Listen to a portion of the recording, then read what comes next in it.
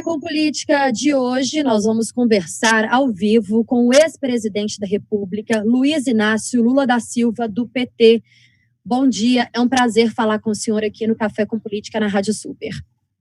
Bom dia, Thalita. O prazer é meu falar com você, falar com os ouvintes da Rádio Super e, sobretudo, falar com os ouvintes do programa Super.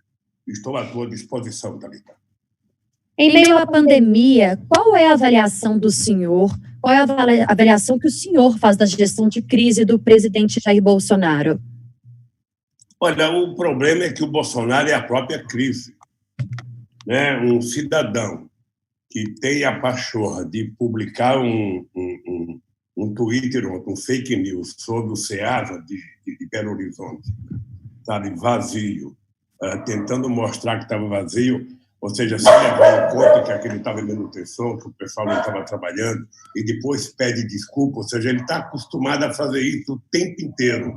Solta os Twitter dele, solta as brincadeiras dele, solta o fake news dele, e depois, com a maior disfarçatez, pede desculpa. Ou seja, na verdade, o que ele quer é continuar enchendo a sociedade de mentiras, de brincadeiras e de inverdades no tratamento de uma questão séria como a questão do coronavírus.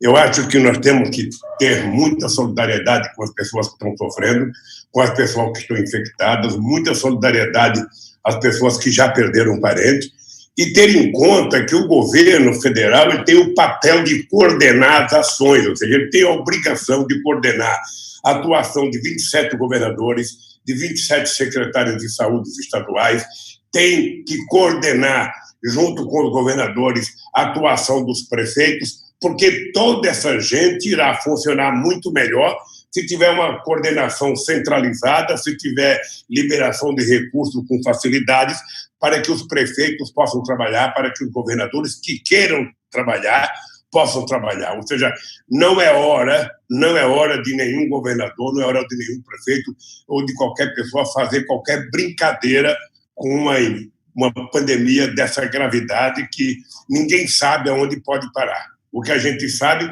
é que está matando mais gente do que a gente jamais poderia supor que fosse matar. Então, a hora é de muito trabalho. É preciso que o governo não tenha limite para colocar dinheiro na saúde, é preciso que o governo não tenha limite para comprar quantas máscaras for necessário, quanto gel for necessário, quantos respiradores for necessário.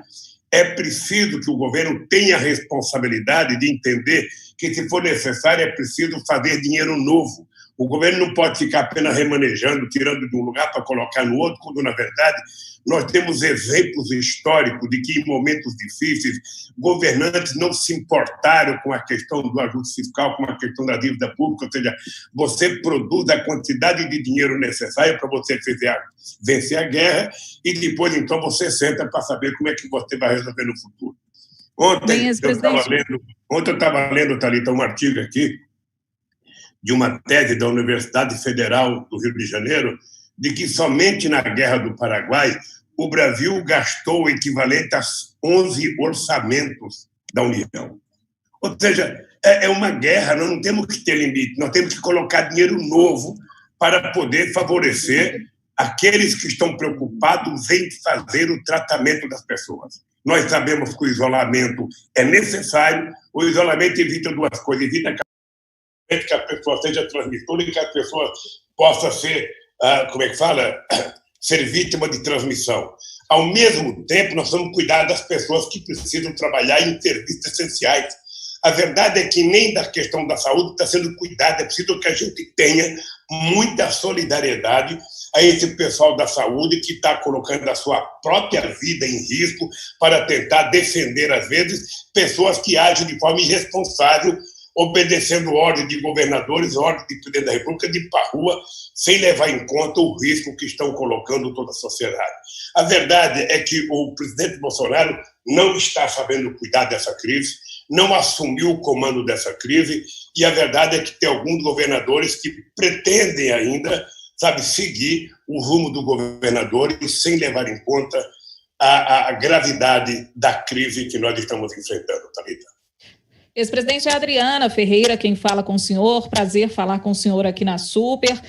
O senhor já respondeu aí parte da pergunta que eu gostaria de direcionar ao senhor, se é possível aí equilibrar tanto as medidas de saúde quanto as medidas econômicas, né? O presidente está sendo muito vítima hoje de ataques, considerando que ele está privilegiando a economia em detrimento da saúde. E, além disso, o ministro Onyx Lorenzoni da Cidadania tem falado que da dificuldade de implementar, de pagar esses R$600 no dia 16 de abril para os integrantes do Bolsa Família.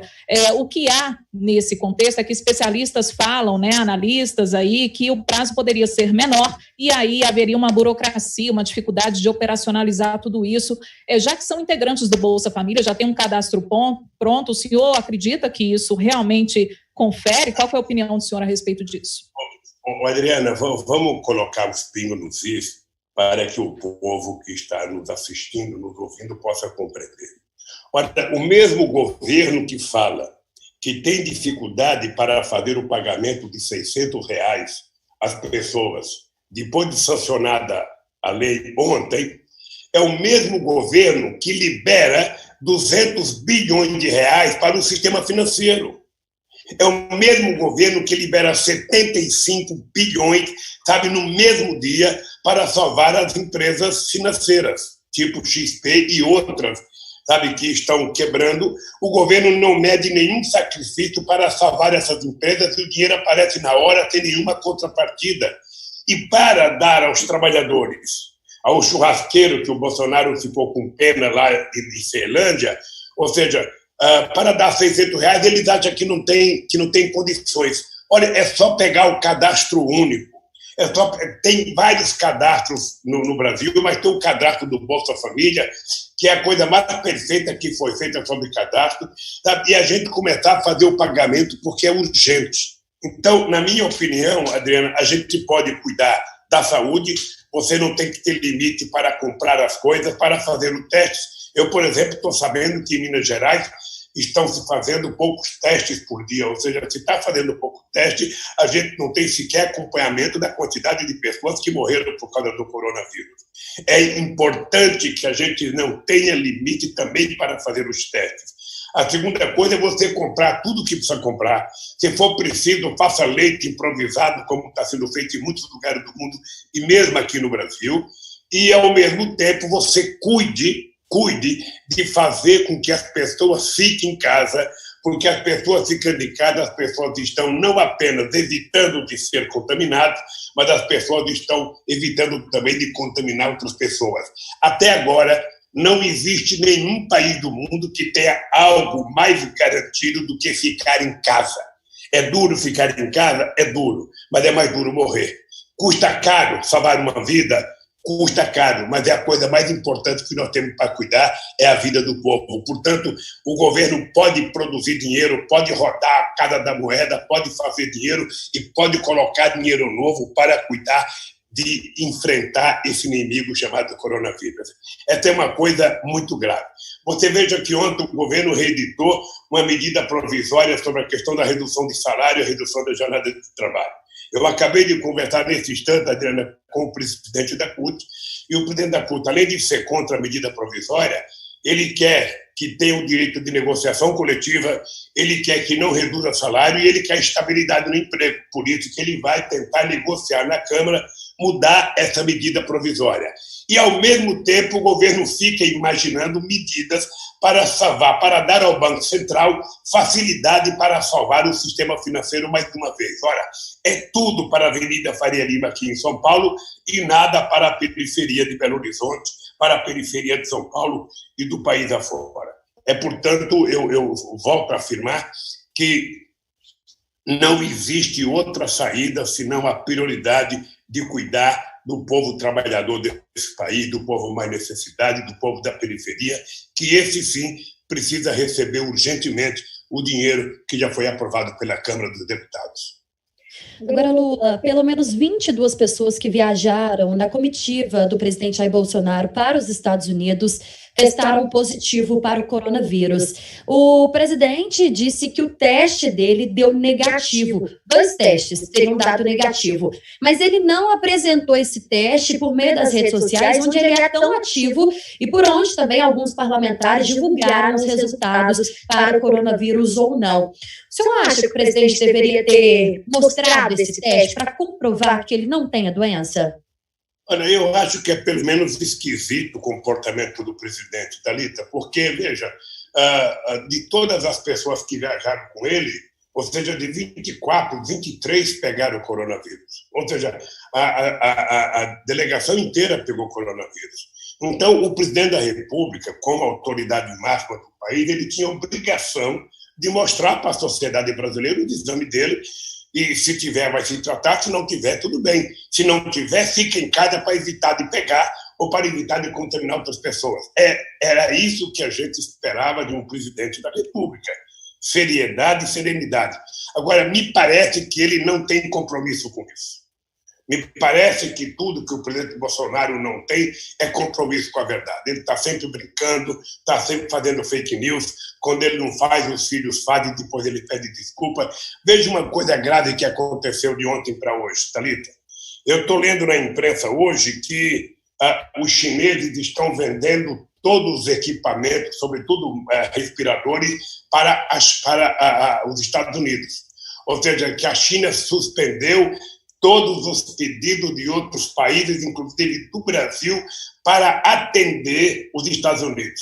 Eu vi agora no jornal que parece que tem 7 ou 8 aviões de carga dos americanos lá na China para pegar esse material. Ora, isso demonstra a falta de respeito que o Brasil perdeu com a China. Não é possível que o Brasil tenha encomendado e a China, alguém da China, um empresário qualquer, tenha vendido para os Estados Unidos e não tenha vendido para o Brasil. Isso significa que o Brasil não está sendo levado a sério. É preciso que o Brasil fale com a China e o Brasil, mantenha o direito de receber aquilo que comprou. Porque senão nós vamos ficar mais desmoralizados ainda, nós vamos ficar mais preocupados ainda e as pessoas vão ficar com mais incerteza. Porque nós somos uma sociedade hoje, no mundo inteiro, com muita incerteza, porque ninguém sabe o que vai acontecer. Ninguém sabe. A gente só sabe de notícia que aumentou a morte na Espanha, aumentou a morte na Itália, aumentou a morte nos Estados Unidos, talvez voltou um pouco na China, de que está aumentando a morte em São Paulo. Ou seja, em Minas Gerais, os dados que nós temos são frágeis. São frágeis porque não tem, teste, são frágeis porque tem um monte de gente que não foi ainda ou seja, anunciado se foi coronavírus ou não que levou as pessoas à morte, ou seja, até essa debilidade na comunicação de quem é vítima ou não, aonde estão essas pessoas, a gente não tem, porque me parece que alguns governantes não tiveram a preocupação. Nesse aspecto, eu quero dizer que quero dar os parabéns ao Calil, porque me parece que o prefeito está tomando as atitudes corretas, enfrentando a situação de frente, e dizendo para as pessoas que querem evitar a doença, fique em casa. Fique em casa, que é a melhor possibilidade de você evitar de pegar o coronavírus. Depois a gente vai resolver como é que a gente vai sobreviver. Mas o grande problema é ficar em casa agora. O Bolsonaro critica muito a imprensa, ele acusa jornalistas e veículos de o perseguirem a todo momento. O senhor também criticava a imprensa. Qual a sua opinião hoje? Olha, você sabe que eu sou muito crítico à imprensa na questão da política, mas eu já disse, a segunda vez que eu vou dizer, com você a terceira, é que a imprensa tem feito um papel extraordinário na cobertura da crise do coronavírus. Ou seja, eu tenho assistido pela internet, tenho visto na TV aberta, tenho visto na TV a cabo, ou seja, a imprensa está tendo um papel extraordinário de informar a sociedade. O que eu acho grave, Thalita, é que deveria o governo federal, que o governo federal tivesse montado uma coordenação com os 27 governadores, com os 20 secretários de saúde, com os quase 6 mil prefeitos do Brasil e quase 850 municípios de Minas Gerais. Se o governo tivesse uma coordenação centralizada, O governo poderia passar de hora em hora, de meia em meia hora, sabe, uma propaganda orientando as pessoas do que fazer, como se comportar, onde ir atrás das coisas, onde encontrar as coisas, ou seja, porque é esse o papel do governo. Lamentavelmente, como o governo não tem coordenação, todo dia anuncia uma coisa, todo dia anunciou uma medida provisória, quando deveria ter sentado e ter feito um pacote para enfrentar o coronavírus, um pacote para comprar remédio, um pacote para cuidar dos médicos, um pacote para comprar respirador e um pacote para manter as pessoas em casa. Não precisa todo dia uma medida provisória, todo dia uma discussão que passa 10 dias para ser aprovado na Câmara, mais 5 ou 6 para ser aprovado no Senado, mais 3 ou 4 dias para ser sancionado, depois mais 4 ou 5 dias para ser regulamentado. Ou seja, como é que o povo que está em casa à espera do dinheiro para comprar o que comer vai ter paciência? Como é que esse povo vai sobreviver?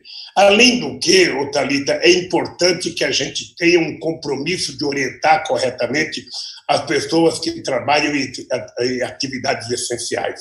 Eu poderia pegar desde o companheiro que trabalha catando lixo na rua, varrendo a rua. Esse cidadão ele tem que ter proteção e cabe ao município, ao Estado, garantir esse cidadão que ele tenha todos os equipamentos de proteção para exercer a sua função. O cidadão que trabalha no supermercado vendendo, o cidadão que trabalha em qualquer atividade recebendo público, essa pessoa tem que ter os equipamentos oferecidos pelo poder público para essas pessoas poderem trabalhar, exercer a sua função sem se contaminar e sem contaminar os outros. Ou seja, o que está faltando, na verdade, é um maestro nessa orquestra. Agora, ex-presidente, muito em relação à imprensa, voltando um pouquinho ao que a Thalita havia direcionado ao senhor, é um serviço essencial o trabalho que nós, jornalistas, fazemos, na opinião do senhor. Os jornalistas já estão acostumados, né, em determinado governo ser alvo de críticas, em outro, né, com uma outra bandeira também ser alvo de crítica, mas o jornalista ele tem o papel de ser independente, de levar a informação para o seu ouvinte, para o seu telespectador. Qual é a visão que o senhor tem? O senhor considera esse papel fundamental, principalmente nesse período?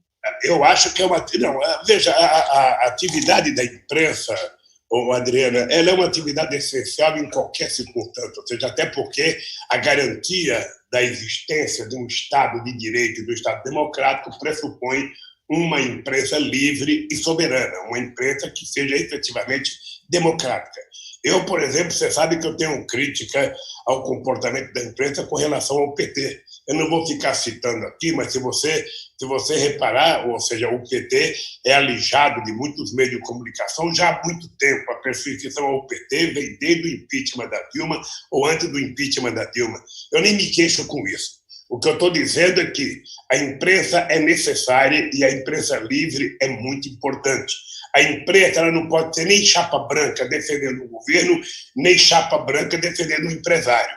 Ou seja, se o empresário quiser ter sua opinião política, ele faz o editorial. Mas no noticiário diário, a imprensa tem que ser livre, tem que ser soberana e tem que ser verdadeira. É esse o papel que eu entendo, sabe, da imprensa. Ainda ontem eu dizia numa entrevista, Adriana, que talvez eu seja o político vivo, sabe, que mais dou entrevista, porque desde o dia 24 de abril de 1975, que eu dei minha primeira entrevista, ou seja, eu não parei de dar entrevista até hoje, não parei de lidar com a imprensa, não parei de lidar com todo tipo de jornalista, ou seja, e a minha convivência sempre foi extraordinária e sempre foi de defender a liberdade de imprensa.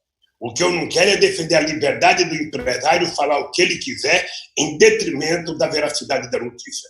Mas pode ficar certo que a terceira vez que eu vou dizer isso é de que a imprensa está cumprindo um papel extraordinário no combate ao coronavírus. Tem sido de muita valia para a sociedade brasileira receber as informações que às vezes o governo não dá. Lula, o Congresso tem recebido pedidos de impeachment recentemente contra o presidente Jair Bolsonaro. Contra ele também seria um golpe? Olha, deixa eu lhe falar uma coisa. Para que você faça impeachment contra um governante, é preciso que você tenha detectado o crime de responsabilidade. O PT pediu ao escritório de advocacia, ao doutor Aragão, para analisar quais os crimes de responsabilidade que o Bolsonaro já cometeu, e com base nisso o PT vai se reunir daqui uns 15 dias e pode tomar ou não uma decisão de ir para o impeachment. Eu, sinceramente, vi a carta do Haddad, do Ciro, do Flávio Dino, do Boulos, pedindo a renúncia do Bolsonaro. O dado concreto, Adriana e Thalita, é que o Bolsonaro é a própria crise, porque ele dificulta quando ele deveria facilitar, ele cria caso quando ele deveria resolver os problemas. Sabe? Então, é importante que os governadores tenham em conta, sabe, que eles ajudarão o governo a acertar se não ficarem puxa-saco do governo, se resolverem defender o seu povo, se resolverem cuidar dos mais necessitados, se resolverem fazer os testes. Ou seja, é obrigação do governador brigar pelo povo do seu estado, do prefeito brigar pelo povo da sua cidade, e não ficar, sabe, copiando os discursos errados do presidente da República. Eu acho que nós poderemos chegar a ter um pedido de impeachment do Bolsonaro, sim, na medida que ficar aprovado o crime de responsabilidade e na medida que o presidente da Câmara resolva colocar em votação um pedido de impeachment do presidente da República. Agora, no fundo, o que eu espero, Adriana e Thalita, é que esse cidadão assuma o papel de presidente da República de 210 milhões de brasileiros, que esse cidadão pare de brincar com fake news, que ele pare de me fazer piada, que ele pare de colocar fotografia e vídeos de bobagem como essa do Seada que ele põe em Belo Horizonte, e que ele comece a pedir desculpas ao povo pelos erros que ele cometeu e comece a acertar daqui para frente. Ele tem que montar comitês de especialistas para cuidar de cada coisa, para administrar cada coisa, para executar cada coisa. O que não pode, ele aprovar um dinheiro e depois ele não tem como entregar. Se ele não tem como entregar, nós sabemos como entregar, porque já fizemos isso. O Bolsa Família era 14 milhões e meio de pessoas que recebia cartão e recebia tranquilamente através da Caixa Econômica Federal, sem nenhuma intromissão de nenhum político. É plenamente possível, você tem cadastro, o cadastro único, que você pode atender as pessoas. O que é importante é liberar logo esse dinheiro, parar de brincar com o pobre, parar de favorecer o rico, porque me parece que o Guedes tem a cabeça só voltada para resolver o problema do sistema financeiro. Eu tenho que resolver o problema de liquidez do banco, eu tenho que resolver o problema de liquidez das financeiras, e o povo pobre espere. Porque para eles o povo pobre não é gente, é um número. Presidente, o senhor citou aí a questão do manifesto, né, assinado pelo Boulos, também pelo Fernando Haddad e também pelo Ciro Gomes. Aí eu pergunto para o senhor como que está a relação do senhor com o ex-ministro Ciro Gomes. Houve um afastamento, né, nas últimas eleições, ele foi alvo, criticou o senhor, chamou o senhor, inclusive, de encantador de serpentes em alguns momentos, usou algumas palavras que comprometeram aí, palavras de baixo calão, vamos dizer assim, pessoas sem escrúpulo e tudo mais. Como que está essa relação? E o senhor cogita a possibilidade de uma reaproximação nesse momento? Olha, eu faz muito tempo que eu não tenho relação com o Ciro Gomes. Eu já disse mais que uma vez, eu não tenho nada contra o Ciro Gomes. Se for necessário conversar com o Ciro, eu converso com o Ciro. O Ciro, todo mundo sabe, ele muitas vezes é destemperado, não é a primeira vez, ele já fez isso em todas as vezes que ele foi candidato, e dessa vez ele resolveu ocupar o PT, ou seja, o PT tinha um candidato em primeiro lugar na pesquisa, o PT tinha um candidato que poderia até ganhar as eleições no primeiro turno, e ele resolveu achar que o PT não deveria conversar com outros partidos porque deveria apoiar ele. Não tem sentido isso, não tem nenhuma explicação esse comportamento do Ciro. Mas, de qualquer forma, eu compreendo a política e acho que nós temos que continuar conversando independentemente de divergências menores. Ou seja, eu tenho respeito pelo Ciro porque o Ciro trabalhou, me ajudou no governo. Em qualquer momento a gente pode se encontrar, pode conversar, ou seja, não tem uma hora certa, não tem um dia certo, mas isso está em aberto. Presidente, ainda sobre o coronavírus, eu queria pedir para que o senhor fizesse um resumo das ações feitas pelo governo até aqui em dois pontos. Primeiro, para a saúde do cidadão e segundo, para a economia. Eu não entendi, Thalita. Eu queria que o senhor fizesse, por favor, um resumo das ações feitas pelo governo até aqui em 2 pontos em relação ao coronavírus. O primeiro ponto, para a saúde do cidadão, e o segundo ponto, para a economia. Thalita, com relação à saúde do cidadão, veja, nós temos muita dúvida, nós temos muitas contradições, nós temos muito diz que diz. Você veja que nós passamos quase que um mês à espera que o ministro da Saúde dissesse que o presidente estava errado em pedir para as pessoas não ficarem confinadas em casa. Ou seja, um mês praticamente nessa discussão, e o ministro da Saúde, com muito custo, conseguiu dizer mais ou menos, mas não disse ainda categoricamente. E no dia seguinte, o Bolsonaro vai e desmente. Ou seja, porque assim, ele fala uma coisa de noite, de manhã ele faz outra, depois ele fala outra de noite, de manhã ele faz outra, e no meio do dia vai pedindo desculpas. Então, na questão da saúde, nós ainda estamos com dívida com a sociedade brasileira. Nós ainda não fizemos, sabe, uma testagem que possa nos dar a garantia de saber quem está ou não está, sabe, contaminado. Nós ainda não temos essa testagem. Nós estamos ouvindo falar, já faz 20 dias, que vai vir não sei quantos milhões de testes, não sei quantos milhões. Até agora não veio esses testes todos para fazer para as pessoas. Ainda somos um país com pouca testagem. Nós somos um país que todo dia reclamamos. Eu estava vendo nos jornais agora que um estado como São Paulo, que é o mais rico da federação, que tem 1.400 respiradores, é preciso pelo menos o dobro para atender a necessidade. Nós sabemos que não tem respirador na maioria dos estados, nós sabemos que tem deficiência de leito na maioria dos estados, e nós sabemos que o pessoal que está na saúde está com problema de saúde.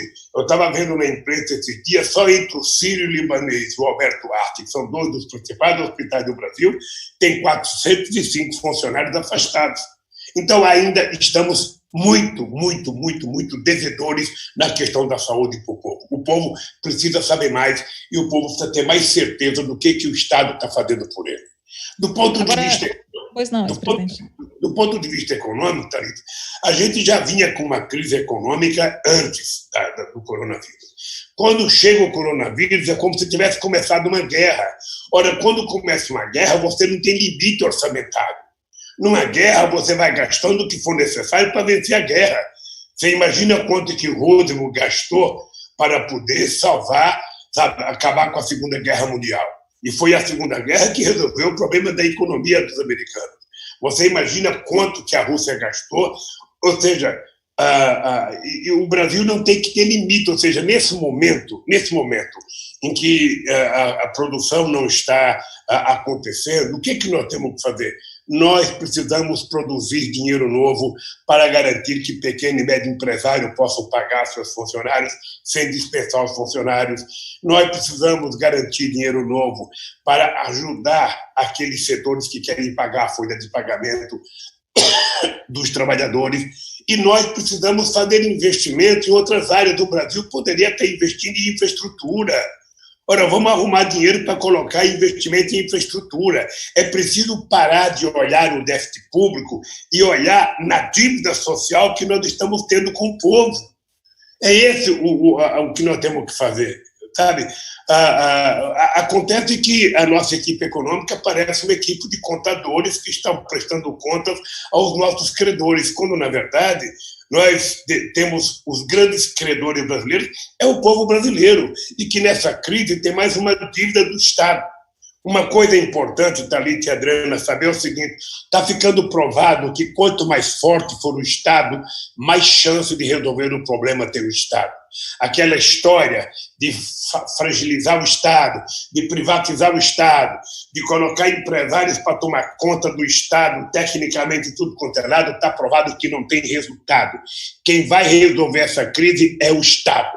Quem vai cuidar dos problemas do povo é o Estado. O que é preciso é um Estado forte para tomar decisão e um Estado democrático para executar. Ou seja, um Estado que seja indutor das boas políticas públicas, que seja indutor, sabe, das finanças e indutor de produzir dinheiro para garantir que o povo receba aquilo que o Estado já aprovou que vai pagar. Sabe, não tem nenhuma novidade, já foi aprovado na Câmara, já foi aprovado no Senado, agora é fazer o dinheiro chegar nas mãos das pessoas.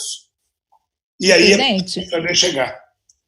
Sim, em relação, nesse momento de pandemia também, uma discussão que eu gostaria de abordar com o senhor agora também é a questão das eleições gerais, né, um assunto que voltou à tona nesse momento, diante da possibilidade de adiamento dessas eleições que seriam realizadas em 2020, um pleito só seria realizado, portanto, em 2022.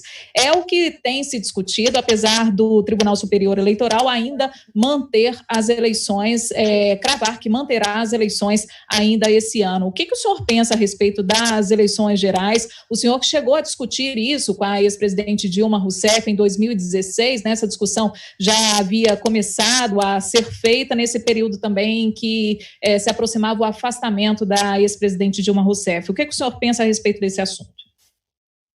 Thalita, a questão eleitoral de 2020 não é uma questão de princípio.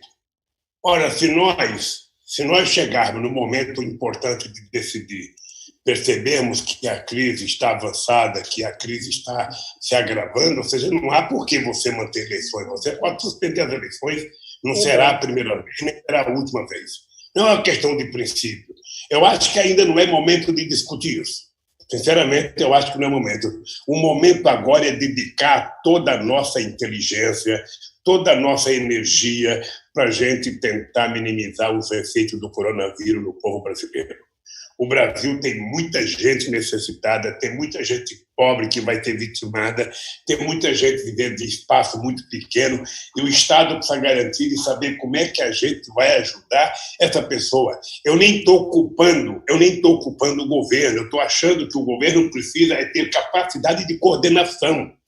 Capacidade de coordenação. O governo já deveria ter juntado os 27 governadores de Estado, os 27, decidido que política vai fazer junto com os governadores, dependendo de quanto recurso precisar cada estado, e o governo fazer, pura e simplesmente, o dever de casa, liberar os recursos para os governadores vão fazer reunião com os seus prefeitos, vão liberar recursos para os seus prefeitos, e aí, governo federal, governo estadual, governo municipal, mais as entidades da sociedade civil, mais os especialistas, nós vamos cuidar do povo brasileiro como um todo.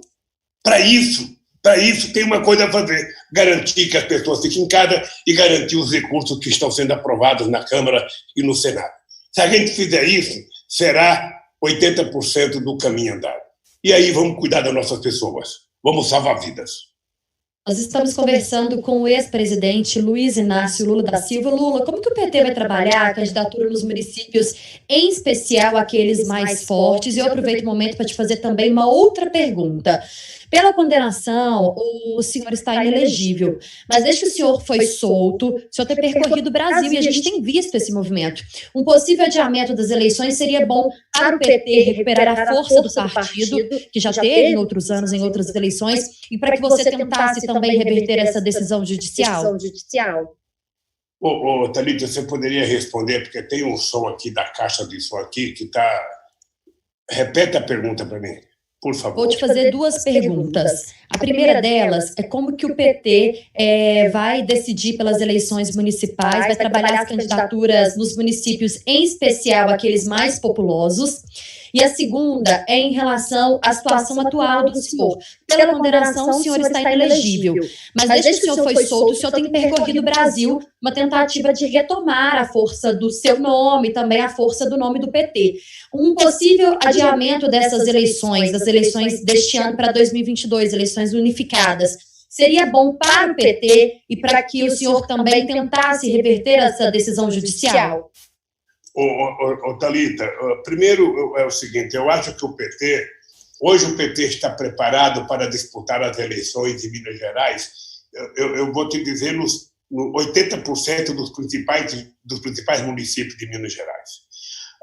O que é importante é que o PT concentre a sua energia nesse instante para tentar, tanto na Assembleia Legislativa como na Câmara de Vereadores, votar em coisas que digam respeito a coronavírus, ou seja, na Câmara Municipal aprovar coisas que possam facilitar, sabe, o combate ao coronavírus. Na Assembleia Legislativa, eu sei que a Assembleia aprovou ontem, eu sei que os deputados, inclusive, colocaram o dinheiro de emenda parlamentar.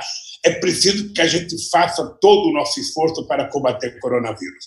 A questão da eleição, quando chegar o momento certo, a gente decide. Se for para não ter eleição, que não tem eleição, eleição, o Brasil não vai acabar por causa disso, não.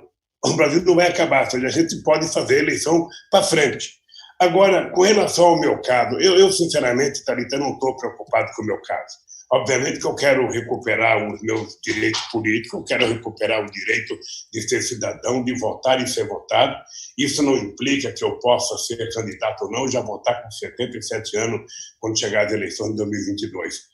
Mas eu quero ser cidadão pleno, porque eu preciso, sabe, provar. A sociedade brasileira tem que saber que se tem uma quadrilha nesse país, é a quadrilha da Força-Tarefa da Lava Jato, chefiada pelo Dallagnol, e o Moro não é juiz. O Moro, na verdade, é um juiz mentiroso que mentiu na minha sentença, ele sabia porque estava fazendo aquilo, sabe?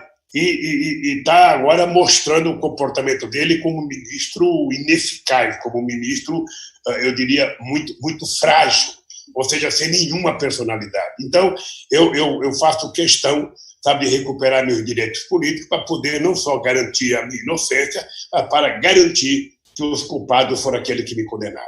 Tá? Então, eu estou muito tranquilo. Não, minha cabeça não está pensando em eleições agora, minha cabeça está pensando em duas coisas. Primeiro, como posso ajudar o país a enfrentar o coronavírus, e segundo, como posso, sabe, me comportar e me cuidar para não pegar o vírus, já que eu estou numa idade, sabe, que é considerada pela ciência delicada. Eu estou com 74 anos, eu voltei da Alemanha, vai fazer, hoje completa 21 dias que eu voltei da Alemanha, não saí de casa desde que eu voltei da Alemanha, e graças a Deus, nem eu e nenhuma das pessoas que viajaram comigo tiveram qualquer problema, sabe, de coronavírus. Graças a Deus. Hora do bate-pronto. No Café com Política. Hora do bate-pronto. São perguntas.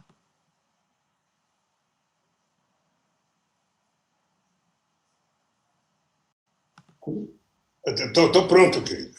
Ok, vamos lá então. Presidente Jair Bolsonaro. Olha, o Jair Bolsonaro, sinceramente, não poderia ser presidente do Brasil. Impeachment, golpe ou não? Olha, veja, eu acho que se cometer crime de responsabilidade tem que sofrer impeachment. Lava Jato. A Lava Jato, ela teve, na verdade, uma especulação política muito grande, uma exploração.